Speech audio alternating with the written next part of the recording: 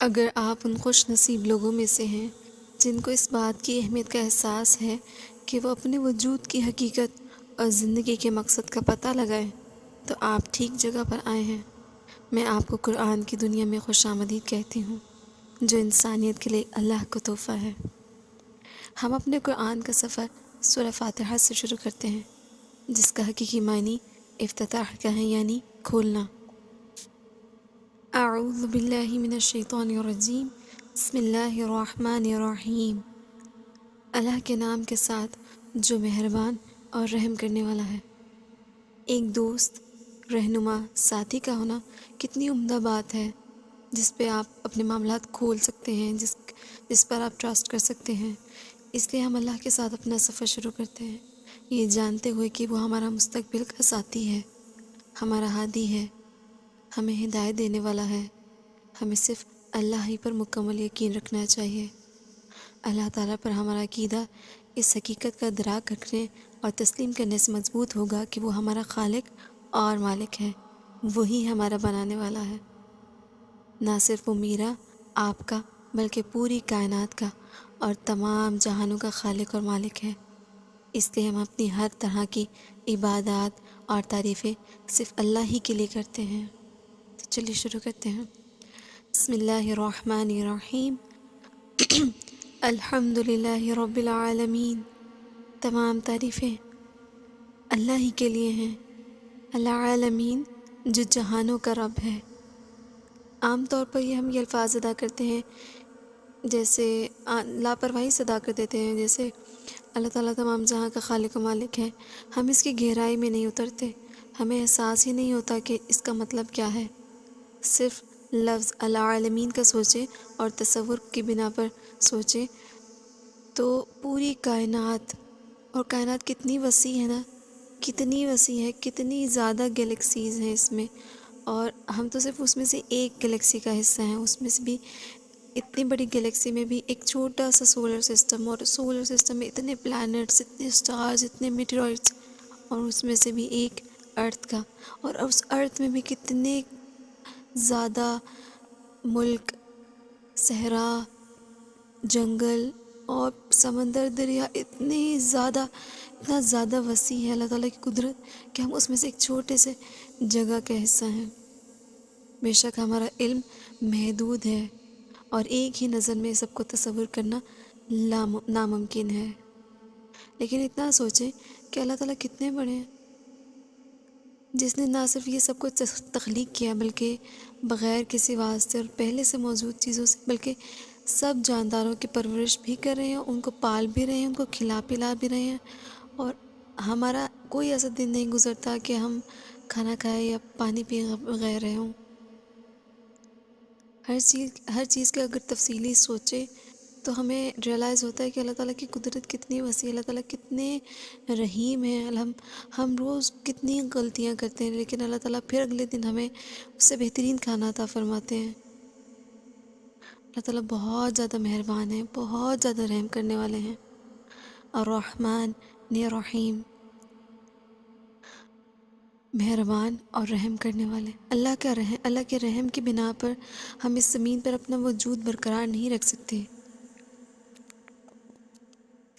اللہ تعالیٰ اگر رحیم نہ ہونا، اللہ تعالیٰ اگر رحم کرنے والے ہوں تو ہم اس دنیا میں ایک دن بھی زندہ نہ رہ پائیں۔ لوگ بہت ظالم ہیں، دنیا بہت ظالم ہے، ہمارا معاشرہ بہت ظالم ہے۔ ہمیں ہر سیکنڈ، ہر لمحے ہمیں دوسروں کی زیادتیاں برداشت کرنی پڑتی ہیں، کبھی زبان کے الفاظ برداشت کرنے پڑتے ہیں، کبھی لہجے، کبھی رویے۔ اللہ تعالیٰ اگر ہمارے دل میں، ہمارے ذہن میں وہ ساری چیزیں نکالے نا، اللہ تعالیٰ ہم پہ رحم نہ کرے نا، تو وہ چیزیں ہمارے اندر اتنی زیادہ چبھن کریں، اتنی زیادہ ہمیں پریشان کریں کہ ہم اگلے لمحے زندہ ہی نہ رہ سکیں، یا ہم اپنا ذہنی توازن ہی کھو دیں۔ اگر اللہ تعالیٰ ہمیں سلائے نہ، اگر اللہ تعالیٰ ہمیں سکون نہ عطا فرمائے اپنی عبادات کے ذریعے اور نیند کے ذریعے، تو ہم تو جی ہی نہ پائیں۔ ہمیں یہ یاد رکھنا چاہیے کہ ہم پر کتنی بھی نعمتیں نچھاور ہو جائیں، ایک دن یہ زندگی ختم ہو جانی ہے۔ صرف ایک چیز دائمی ہے، اور وہ ہے ہمارے اعمال۔ جو ہم اس دنیا میں کرتے ہیں، اور قیامت کے دن ہم سب اللہ کے سامنے پیش ہو کر اپنے آخری نتیجے کا اعلان سنیں گے۔ مالک یوم الدین، قیامت کے دن کا مالک کون ہے؟ قیامت کے دن کا مالک اللہ تعالیٰ۔ یہ ہے سب ہماری زندگی کی کہانی۔ یہ شروع ہوتی ہے اللہ کو پہچاننے اور اللہ تعالیٰ کا شکر ادا کرنے سے۔ پھر ہم اپنی زندگی گزارتے ہیں ایک مثبت رویے سے، کیونکہ اللہ الرحمن اور الرحیم ہے، اور آخر کار قیامت کے دن ہمیں اللہ ہی سے ملنا ہے۔ پھر کیا ہے ہماری زندگی کا حقیقی مقصد؟ کیا ہم یہ سوچتے ہیں ہمیں اللہ تعالیٰ نے کیوں پیدا کیا؟ ہماری زندگی کا مقصد کیا ہے؟ اس بات کا جواب اللہ تعالیٰ نے اگلی آیت میں دیا ہے۔ ایاک نعبد و ایاک نستعین، اے اللہ ہم صرف آپ کی ہی عبادت کرتے ہیں اور آپ ہی سے مدد مانگتے ہیں۔ جب میں کہتی ہوں کہ صرف اللہ کی عبادت کرتی ہوں، اس کا مطلب کیا ہوتا ہے؟ کہ میں نماز پڑھتی ہوں، روزہ رکھتی ہوں؟ کیا میں شعوری طور پر یہ سب کچھ کرتی ہوں؟ میں اللہ تعالیٰ کی فرما برداری کب کرتی ہوں؟ میں اللہ تعالیٰ کی فرما برداری کیا اپنے ہر معاملے میں کرتی ہوں؟ اپنی زندگی کے ہر مرحلے میں؟ یہ سوچنے والی بات ہے۔ کیا میں یہ سب کچھ اللہ تعالیٰ کی رضا کے لیے کرتی ہوں؟ اللہ تعالیٰ کی مدد کے بغیر میں یہ سب کچھ نہیں کر سکتی۔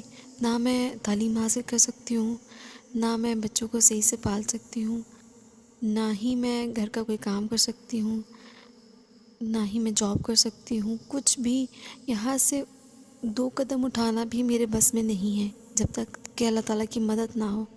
اللہ تعالیٰ نہ چاہے میں 1 قدم بھی اپنی جگہ سے نہیں ہلا سکتی۔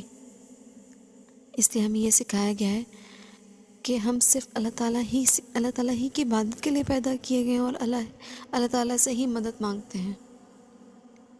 یاد رکھیں، اگرچہ لوگوں اور جگہوں کی نسبت سے فرق پڑتا ہے، پھر بھی وہ ایک ذریعہ ہے۔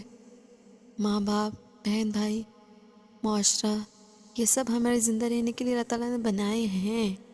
ہمیں ان سب کی ضرورت پڑتی ہے زندگی گزارنے کے لیے۔ ہمیں کھانے پینے کی ضرورت پڑتی ہے، ہمیں دوستوں کی ضرورت پڑتی ہے، لیکن یہ سب چیزیں، ان سب کا مقصد کیا ہے؟ کہ ہم نے ان سب کا ساتھ لے کے اپنی ذمہ داریاں پوری کر کے بھی الٹیمیٹلی ہم نے اللہ تعالیٰ کی عبادت ہی کرنی ہے۔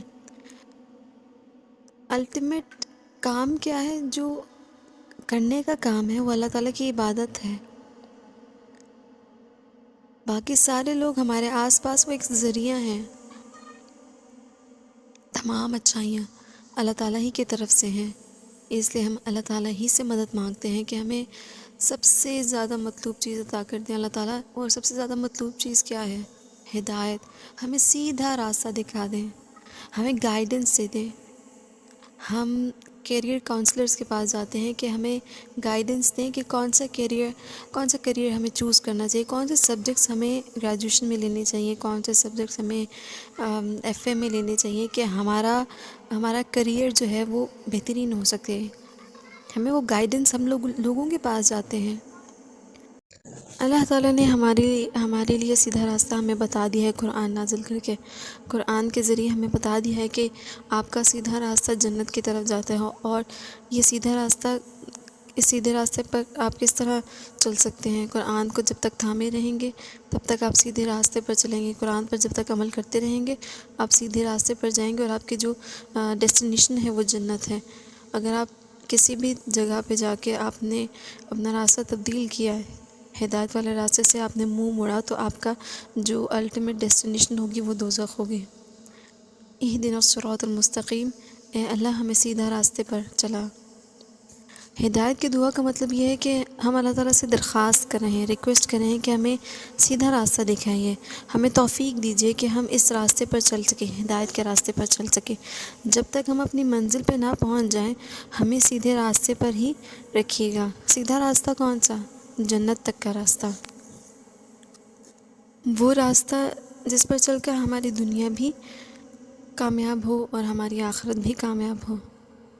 صراط الذین انعمت علیہم غیر المغضوب علیہم ولا الضالین، ان لوگوں کا راستہ جن پر آپ نے انعام کیا ہے، ان کا نہیں جن پر آپ غضبناک ہوئے ہیں۔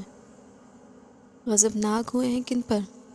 ایسی قوموں پر جن کے پاس ہدایت کا مواد آیا، مٹیریل آیا، کتابیں آئیں، لیکن انہوں نے ان پر عمل نہیں کیا، انہوں نے انبیاء کا قتل کیا، انبیاء کی بات نہیں مانی، اور الٹیمیٹلی ان کے ساتھ ہوا کیا؟ دنیا میں بھی ان کے لیے رسوائی تھی اور آخرت میں بھی ان کے لیے عذاب ہے۔ تو ہم اللہ تعالیٰ سے دعا کرتے ہیں کہ اللہ تعالیٰ ہمیں ان لوگوں کے راستے پہ نہ چلانا جو گمراہ ہو گئے۔ ہمارا نمونہ زندگی وہ لوگ ہونے چاہیے جن سے اللہ تعالیٰ راضی تھے اور جن پر اللہ تعالیٰ اپنے انعامات اور رحمتیں نازل کی۔ وہ انبیاء ہیں جو عمل اور یقین کا پیکٹ تھے، شہداء، صالحین۔ اسی طرح یہ بھی ضروری ہے کہ ان لوگوں کو اپنا نمونہ زندگی بنانا چاہیے جن کو اللہ تعالیٰ نے ہدایت کا راستہ دیا،